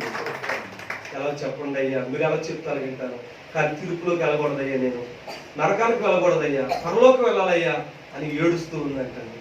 ఏం కంగారు పడకు, మన చర్చలో ధనవంతులు ఉన్నారు, నేను పిలుస్తాను, కంగారు పడకనేసి ఇద్దరు ధనవంతులు పిలిచి ధనవంతులు చెప్పాడంట, ఈ అమ్మాయి పొద్దున్న ఒక ఇంట్లో పనిచేస్తుంది, సాయంత్రం ఒక ఇంట్లో పనిచేస్తుంది, పొద్దున్న మీరు తినగా మిగిలిన భోజనాలకు ఇచ్చేయండి, సాయంత్రం మీరు తినగా మిగిలిన భోజనాలకు ఇచ్చేయండి, మీరు కట్టుకోగా మిగిలిన వస్త్రాలు వీళ్ళకి ఇచ్చేయండి, ఏదైనా జీతం ఇవ్వండి. మన తోట సహోదరి మన మధ్యలోకి వచ్చింది, ఆవిడ జీవితాన్ని మార్చుకుంది, గురు తప్పిపోయింది, అపరాధముల చేత పాపముల చేత చచ్చిపోయింది, కానీ ఇప్పుడు యేసుక్రీస్తులో ఆవిడ ఏం చేసింది, ఇప్పుడు బ్రతికించబడింది, మనం సపోర్ట్ చేద్దామని చెప్పినప్పుడు వాళ్ళు ఇష్టపూర్వకంగా అమ్మాయిని చేర్చుకున్నారు. 2 నెలల్లో పనిచేయటం ప్రారంభించింది. జాగ్రత్తగా ధ్యానం పెట్టారు, బయట వారు కూడా జాగ్రత్తగా వినండి, ఈ మాట చాలా ప్రాముఖ్యమైనటువంటి మాట. మొత్తం మీద పిల్లలు పెరిగారు, పెద్దవారు అయ్యారు, చర్చిలో చక్కగా వాయిద్యాలు వాయించుతా ఉన్నారు, చర్చిలో చక్కగా పైరు పాటలు పాడుతూ ఉన్నారు, చర్చిలో దైవ సేవకుడికి సపోర్ట్ గా ఉన్నారు, అన్ని కార్యక్రమాల్లో పరిచయంలో సహకరిస్తా ఉన్నారు, పెరిగి పెద్దవాళ్ళై అందులో ఒక అబ్బాయి దేవుని సేవలో ఇప్పుడు ముంబై పట్టణంలో 2500 మంది విశ్వాసులు సంఘ కాపురయ్యాడు. దేవునికి స్తోత్రం. అక్కడ తాగిపోలేదు. రెండవ అబ్బాయి స్టిల్ ఇప్పుడు మహారాష్ట్రలో కలెక్టర్ గా ఉద్యోగం చేస్తూ ఉన్నాడు. చెప్పబట్టి ప్రభుని కనపరచగలిగా. హల్లెలూయా. మన యేసయ్య అవన్నీ త్రోసి వేసేవాడు కాదు. నువ్వెంతటి పాపివైనా, ఎంత చెడిపోయినా, ఎంత పాడైపోయినా, నీ సమాజం కాదన్నా, నీ కులస్తులు కాదన్నా, విందులకు, వినోదాలకు, పండుగలకు, పబ్బాలకు నువ్వు చెడిపోయావని నిన్ను పిలవకపోయినా నా యేసయ్య నిన్ను ప్రేమతో పిలుస్తూ ఉన్నాడు. ప్రేమతో పిలవటమే కాదు, త్రోవ తప్పిన నిన్ను త్రోవలోకి తీసుకొస్తాడు, గురి తప్పిన నీకు గురేదో చూపిస్తాడు. దేవుని బిడ్డారా, ఆ తల్లి కలెక్టర్కు తల్లి అయింది, పాస్టర్కు తల్లి అయింది. ఎవరు చేయగలరు? ప్రపంచంలో ఎవరూ చేయలేడు. నాకు తెలిసిన కానీ నన్ను మార్చాలని మా అన్నదమ్ములు ప్రయత్నం చేశారు, మా అక్కజనులు ప్రయత్నం చేశారు, మా మేనమామ ప్రయత్నం చేశాడు, మా బావలు ప్రయత్నం చేశారు, ఎవరు వల్ల కాలేదండి. ఇదే ఎర్నగూడలో చిన్నారావు గారి బండి మీద నేను చేశానండి. ఇదే ఎర్నగూడలో ఏమండి గోల్డ్ మ్యాన్ తెలుసా మీకు? గోల్డ్ మ్యాన్ నా పక్కన క్లీనర్ చేశాడు. ఇదే ఎర్నగూడలో ఏమండి ఆదినారాయణ డ్రైవర్, ఆయన పక్కన క్లీనర్ చేశాను. సోమరాజు గారు ఆయన పక్కన క్లీనర్ చేశాను. వెంకటేశ్వరరావు అతని పక్కన క్లీనర్ చేశాను. నేను నన్ను మార్చాలని చాలా మంది ప్రయత్నం చేశారు, ఎవరు మార్చలేకపోయారు. నజరేయుడైన యేసుక్రీస్తు ప్రభు నా జీవితాన్ని మార్చాడు. దేవునికి స్తోత్రం. కనుక ఈ రాత్రి ఇక్కడ కూర్చుని మీ అందరితో చెప్తున్న మాట ఏంటి అంటే, యేసుక్రీస్తు దగ్గరికి రావటం ద్వారా మనకు కలిగే ఉపకారం ఏంటి చెప్పండి. చెప్పండి చెప్పండి. అపరాధముల చేత, పాపముల చేత చచ్చిన మనం ఏం చేయబడ్డాం? బ్రతికించబడ్డాం. ఇంతకంటే గొప్ప ఉపకారం ఇంకేం కావాలి? ఎవడు పంట పండితే ఏంటి, పండకపోతాయేంటి? సరళ పశువులు ఉంటాయేంటి, లేకపోతాయేంటి? బంగారం ధర దిగింది, కొనమన్నా కొనలేదు, కొంటాయేంటి, కొనకపోతాయేంటి? మగ పిల్లడు కావాలనుకున్న ఆడపిల్ల పుట్టింది, ఏ పిల్ల అయితే ఏంటి? ఇల్లు ఉంటే ఏంటి, ఇల్లు లేకపోతే ఏంటి? ఆరోగ్యం ఉంటే ఏంటి, ఆరోగ్యం లేకపోతే ఏంటి? నీ ఆత్మ రక్షించబడింది, నువ్వు త్రోవలో ఉన్నావు, గురు యొద్దకు వెళ్తా ఉన్న పరలోక రాజ్యానికి. స్తోత్రం చెప్పండి గట్టిగా. హల్లెలూయా. ఇది మొట్టమొదటి ఉపకారం. ఇక రెండవ ఉపకారం ఏంటో దేవుని వాక్యంలో నుంచి ఎఫెసీ పత్రికలోనికి మరలా రండి. మీరు 2వ అధ్యాయం తీసుకోండి.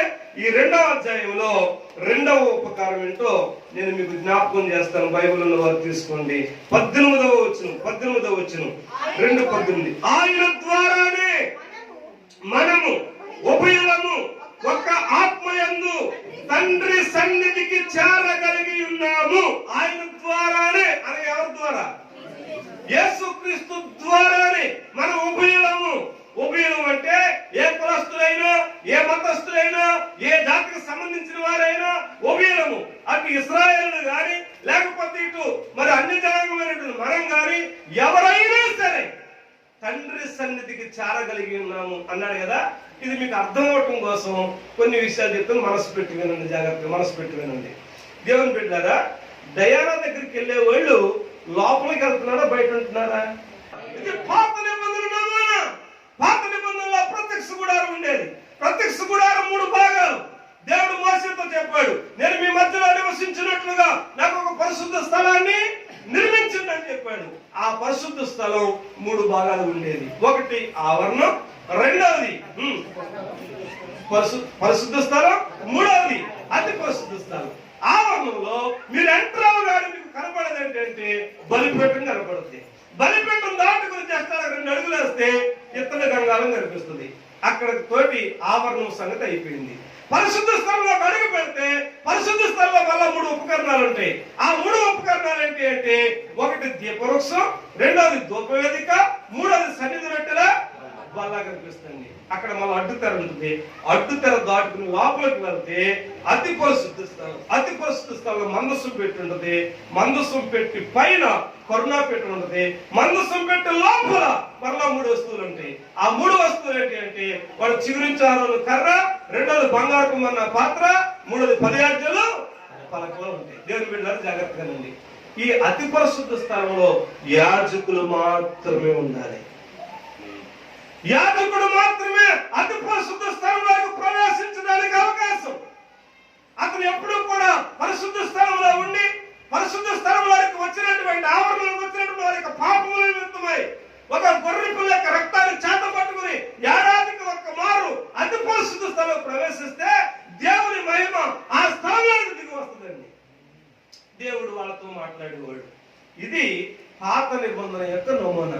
ఇప్పుడు కూడా చూడండి, మీరు మీ ఇల్లు చూస్తే 3 భాగాలు ఉంటుంది, శివాలయం చూస్తే 3 భాగాలు ఉంటుంది, ఇల్లు కూడా 3 భాగాలు ఉంటుంది. ఎలాగా? ఆవరణం, రెండోది వెయిటింగ్, తర్వాత బెడ్రూమ్. అంతే కదండి. నేను చెప్పేది ఏమైనా తప్పు చెప్తున్నానా? మరి మీరు చెల్లించట్లేదంటే అసలు ఇంకా చెల్లిస్తే కాస్తంత నేను చెప్పేది కరెక్ట్ అనుకుంటా, మీరు కూడా వింటున్నారు అనుకుంటారు. లేదంటే కొంతమంది చూస్తారని నిద్రపోయే గుణం ఉంటుంది కొంతమందికి, తెలుసా? వడ్ల పట్టణంలో కూరెళ్ళారు మాకే చెప్తాను బెంచ్ మీద కానీ ఏమంటది వేసవకాలం వాళ్ళు పందిరులు వేసేది. ఆ పందిరులు వేస్తే ఒక ఆవిడ ఇలా మీరు సంతోషం ఏంటంటే మీరు ఎక్కడ ఎవరికి దేనికి జారపడలేదు. ఆవిడ మాత్రం ఆ స్తంభన జారపడి ఇలాగే ఉంటుంది. అప్పుడప్పుడు అలలి అన్నప్పుడు అలలి అంటుంది, స్తోత్రం స్తోత్రం అంటుంది. ఆవిడ చూసి నేను తగ్గరెచ్చిపోయాను. ఎగరేస్తుంది యాసగా, అందరూ ఎలాగనే అనుకుంటున్నారు. యాసగారు ఈవిడ మాత్రం అలాగే చూసి ముసలిదానికి అసలు ఏమి చెమటగట్ట పోయట్లేదు, ఎంత బాగా ప్రసంగం ఎంత బాగా వచ్చేసింది అనుకోండి. ఆవును చూసి ఎగరెచ్చిపోయి కేకలు బొబ్బలు నష్టం ఉన్నది చెప్పేసాను. కూటమి అయిపోయిన తర్వాత అదే పందులో బెండిమిడిగా నేను కూర్చొని మాట్లాడుకున్నాం. ఈ లోపల ఆయన కర్రేసుకుని వచ్చాడు. ఏమండి పాస్టర్ గారు మా ఆవిడ ఏదన్నా కూటమి ఎప్పుడు అయిపోయింది కదండి అన్నాడు. ఈయన అంటే అందరూ వచ్చేసారు, మా ఆవిడ రాలేదు అంటాడు. రాలేదంటే తీరా చూస్తే ఆవిడ అక్కడ ఇంకా నిద్రపోతుంటే మళ్ళీ పాస్టర్ గారితో అన్నాడు.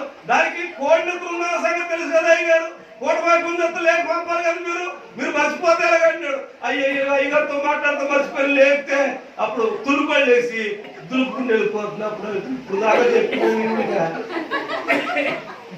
ఇప్పుడు దాకా నేను వాక్యం చెప్పింది ఎవరికే నిద్రపోయే వాళ్ళకి అనిపించింది. అలాగే మీలో అలాంటి కృపావరం లేదు కదా, దేవునికి స్తోత్రం చెప్పడానికి చేతులు పైకి స్పందిస్తా ఉంటే కాస్త మీరు వింటున్నారని నాకు అర్థమవుతుంది. సరే, ఇప్పుడు మన ఇంటి వాతావరణం చూసినా ఇదే ఉంటుంది. ఎవరైనా బయట వాళ్ళు వస్తే ఎక్కడ దాకా వస్తారు? ఆవరణం కదండి. కాస్తంత మనకు కావాల్సిన వాళ్ళు అయితే ఎక్కడికి వస్తారు? వెయిటింగ్ హాల్లోకి వస్తారు. ఇంకా మనకి ఇంట్లో మనుషులు అయితే ఎక్కడికి వస్తారు? బెడ్రూమ్ లోకి వస్తారు. అందరినీ ప్రతి ఓడిని తీసుకెళ్లి ఎందులో పెట్టాం? బెడ్రూమ్ లో పెట్టాం కదా, పెట్టాం కదా. మరి అదే ప్రత్యక్ష కూడా కూడా ఎప్పుడు పడితే వాడు ఎక్కడికి వెళ్ళకూడదు, అతి పరిస్థితి స్థలంలోకి వెళ్ళకూడదు. వెళ్తే వాడు చచ్చిపోతాడు ఖచ్చితంగా, వాడికి మరణమే తథ్యం. ఇక్కడ బ్రతకడానికి అవకాశం లేదు. అందుచేత ఒకవేళ ఆ స్థలానికి వెళ్ళి దేవుడిని దర్శించుకోవాలంటే ఖచ్చితంగా వాళ్ళు ఏం చేయాలి? రక్తం పట్టుకుని వెళ్ళాలి, ఒక గొర్రె పిల్లను పట్టుకుని వెళ్ళాలి, ఒక బలి పశువును తీసుకుని వెళ్ళాలి. ఆ బలి రక్తంతో ఈ యాజకుడు ఆ అతి పరిశుద్ధ స్థలంలోకి వెళ్ళి వచ్చిన వారి యొక్క పాపాల నిమిత్తమై ఆ దేవుని సన్నిధిలో అర్పించేవాడండి. దేవుని బిడ్డలారా, దయాన దగ్గరికి వెళ్ళే వాళ్ళు నేటికి ఎక్కడున్నారంటే ఆవరణంలోనే బ్రతుకుతున్నారండి. ఎంతసేపు వాళ్ళ ఆవరణంలో తిరునాళ్ళలో తిరుగుతూ వాళ్ళని చూసుకుంటూ అవి కొనుక్కుంటూ నాటకాలు చూస్తూ తెల్లవారు తిరిగి దేవుని దగ్గరికి వచ్చేసాం అని అనుకున్నారండి. కానీ ఈ రోజు ఈ రాత్రి ఇక్కడ కూర్చున్న మీ అందరికి ఒక అద్భుతమైన మాట చెప్తున్నాడు. ఏంటి ఆ మాట అంటే, మనము ఎంతటి పాపులమైనా, ఎంతటి చెడిపోయిన వారమైనా, మన పరిస్థితి ఏదైనా, మనలో ఎలాంటి యోగ్యత లేకపోయినా, ఈ రోజు నీవు నేను ఇశ్రాయేలుతో కలిసి సహపౌరులమై దేవాలయంలోనికి ప్రవేశించాం. చెప్పండి, దేవునికి స్తోత్రం, హల్లెలూయా. దేవాలయంలో కూర్చున్నంత పరిశుద్ధత మనలో ఉందంటారా? లేదు. అయినా సరే ఎందుకు కూర్చోగలుగుతూ ఉన్నాం? ఎబ్రీ గ్రంథకర్త అపోస్తలుడైన పౌలు గారు ఒక అద్భుతమైనటువంటి శ్రేష్టమైనటువంటి మాట ఎబ్రీ సంఘానికి ఉత్తరం రాస్తూ ఒక మంచి మాట చెప్పారు. ఆ మాట చదువుతాను, చూడండి. బైబిల్ తీసుకుని ఎబ్రీ పత్రిక 10వ అధ్యాయము, ఎబ్రీ పత్రిక 10వ అధ్యాయము 19వ వచనం. సోదరులారా, యేసు మన కొరకు ప్రతిష్ఠించిన మార్గమున, అనగా నూతనమైనదియు జీవము గలదియు ఆయన శరీరమును తెర ద్వారా ఏర్పరచబడినదియునైన మార్గమున ఆయన రక్తము వలన పరిశుద్ధ స్థలమునందు ప్రవేశించుటకు మనకు ధైర్యము కలిగి ఉన్నది. మనకు ధైర్యం కలిగి ఉన్నది. ఎలాగా? యేసు క్రీస్తు అనే శరీరం అనే తెర ద్వారా. ఇది మీకు మరి గుడ్ ఫ్రైడే ఈస్టర్ ఆ సందర్భాల్లో చెప్తూ ఉంటారండి. ఎలాగంటే యేసుక్రీస్తు ప్రభు ఆ సిలువలో ఆయన సమాప్తమైంది అని చెప్పగానే యెరూషలేము దేవాలయంలో ఉన్నటువంటి తెర పైనుండి కిందకి చెప్పండి ఏమైపోయింది? చిరిగిపోయింది. అంటే అర్థం ఏంటంటే ఎవరైనా చెప్పండి ఎక్కడికి వెళ్ళొచ్చు? లోపలికి వెళ్ళొచ్చు. ఇక మనం గొర్రె పొట్టేలా అర్పించక్కర్లా, ఇక మనం మేకలు కొయ్యక్కర్లా, కోళ్ళు కొయ్యక్క, తింటానికి కోసుకోండి. నేను చెప్పింది అర్థమైందా? తింటానికి కోసం. బైబిల్లో ఏం తినొచ్చో ఏం తినకూడదో దేవుడే చెప్పాడు. అర్థం ఉందని చెప్పేది. ఏం తినొచ్చో ఏం తినకూడదు అది మనం తినటం కోసం పెట్టాడు, దేవునికి ఇవ్వటం కోసం కాదు. అది మనం ఏం చేస్తున్నామంటే ఇంకా అలాగా చేస్తున్నాం. ఆల్రెడీ దేవుడు నీ కొరకు నా కొరకు కల్వరి సిలువలో ఒక బలి కార్యక్రమం జరిగించేసాడు. బలి కార్యక్రమం జరిగిపోయింది. ఇక ఇప్పుడు ఆయనకి ఏం చెల్లించక్కర్లేదు. నీ హృదయం ఇస్తే చాలు, నీ మనసు ఇస్తే చాలు. ఈ రాత్రి వాక్యం దేవుని చెప్పినట్లుగా యేసుక్రీస్తు కొరడాలతో కొట్టినప్పుడు, ఏమంటే మేకులతో గుచ్చినప్పుడు, కాళ్ళలో మేకులు గుచ్చినప్పుడు, ఎవరు తల మీద ములకరిని పెట్టినప్పుడు సందులు ఏర్పడ్డాయే. ఈ తెర చిరిగిపోతే ఈ తెరలో నుంచి మనము దేవాలయంలోనికి రావడానికి దేవుడు సహాయం చేశాడు. డొక్కలో బలంతో పడిచినప్పుడు ఈ డొక్కలో నుంచి నీరు రక్తం కారిన సందు ఏర్పడింది. ఈ సందులో నుంచి మనం ఈ రోజు దేవాలయంలోకి వచ్చి కూర్చున్నాం. దేవునికి స్తోత్రం హల్లెలూయా. యేసుక్రీస్తు రక్తము ప్రతి పాపము నుండి మనం ఏం చేసింది? పవిత్రపరిచింది. అందుకే ఈ రోజున ధైర్యంగా ఈ స్థానంలో కూర్చోగలి కాబట్టి చేతులు పైకెత్తి స్తోత్రం చెప్పండి, చప్పట్లు కొట్టండి.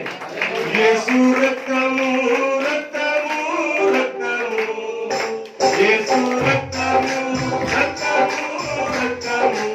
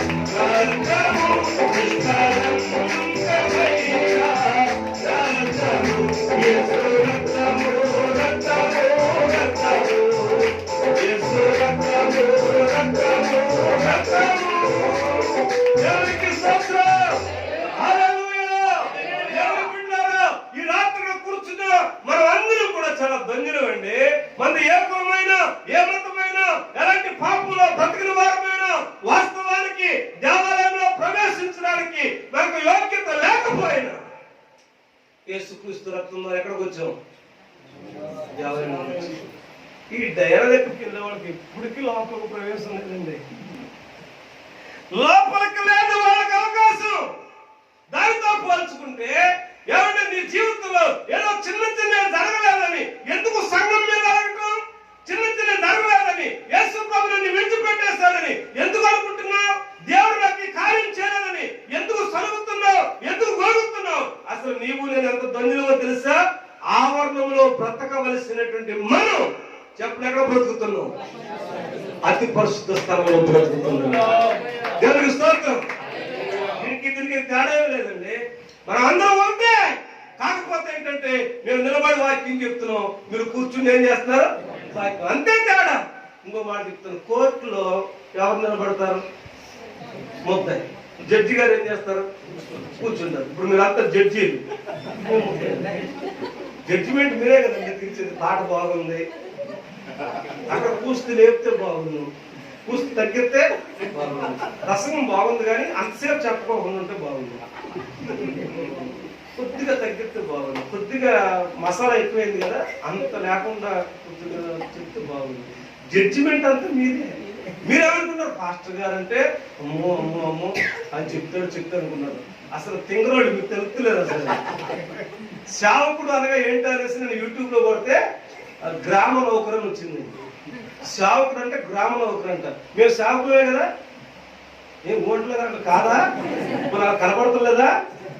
కనీసం వైట్ పట్టణం చూసాను సార్. మేము సేవకులే కదా, సేవకులేనా? సేవకులు అంటే అర్థం ఏంటి ఇప్పుడు చెప్పండి? గ్రామ నౌకరు అంటే గ్రామంలో ఏది జరిగిన ఎవరిని పిలుస్తారు?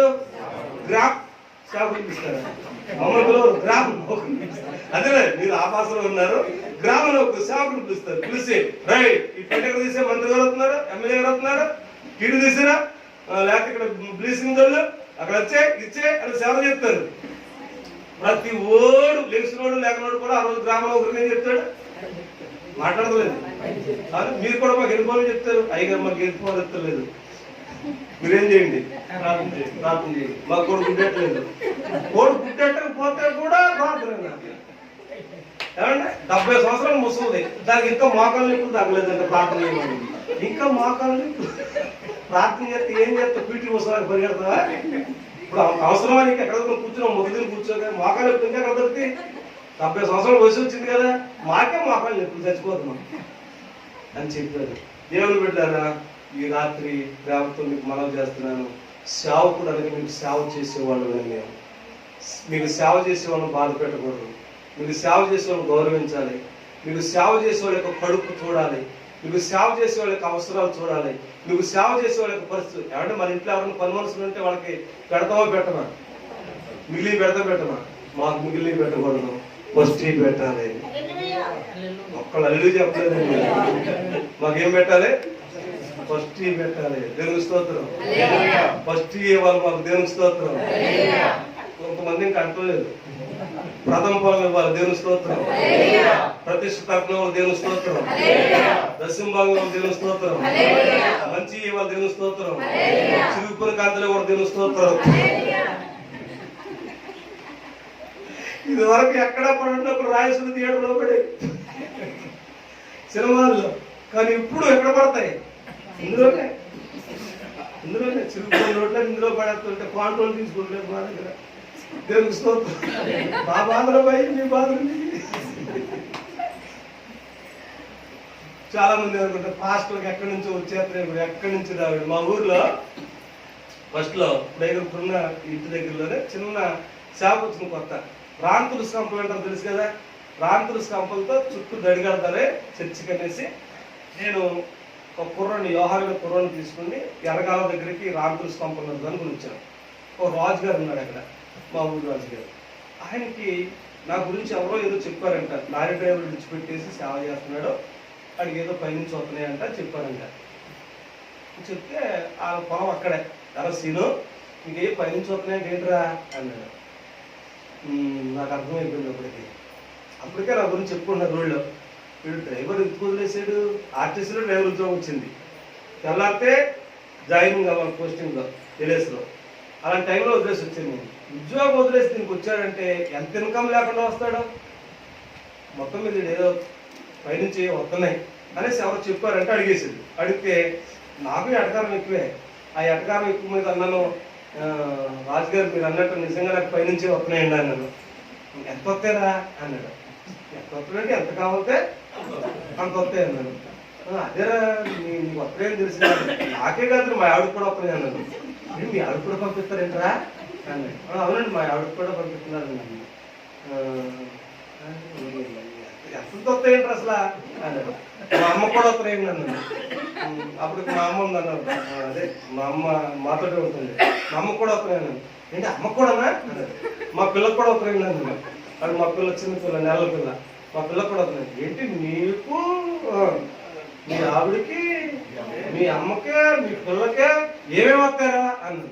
బట్టలు కావాలితే బట్టలు వస్తాయి, డబ్బులు కావాలితే డబ్బులు వస్తాయి, మందులు కావాలితే మందులు వస్తాయి, ఏం కావాలితే అయ్యే వస్తాయి అన్నానండి. మీ పని బాగుందిరా అన్నానండి. మరి మీరు కూడా రావచ్చుగా అన్నాను. అలా సేపుడికి నాకు ఉక్రోసం అవుతులేదు. అవునండి మీరు అన్నట్లుగా మాకు పైనుంచే వస్తాయి, మీలాగా మాకు కింద నుంచి రావన్నాను. అర్థం అవ్వలేదు మీకు? కింద నుంచి వచ్చేయంటి లంచాలు, పైనుంచి వచ్చేయంటి దేవుని యొక్క ఆశీర్వాదాలు. బట్టలు లేవని భయపడవద్దు, యేసుని అడగవే ఓ మనసా, తప్పక యేసు